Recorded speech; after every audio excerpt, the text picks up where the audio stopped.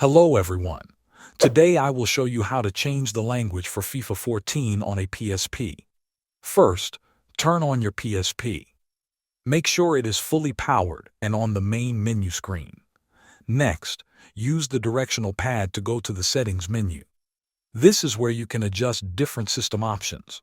Press the X button to enter the settings. Look for the option that says System Language. This is the option that lets you change the language used by the PSP in some games.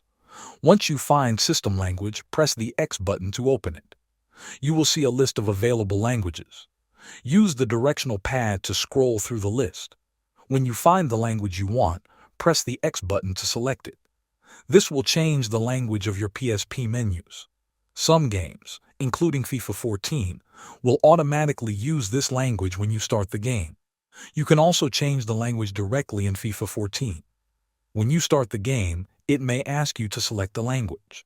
At this screen, use the directional pad to choose your preferred language. Press the X button to confirm. After that, the game will use the language you selected for menus, commentary, and text. Thanks for watching.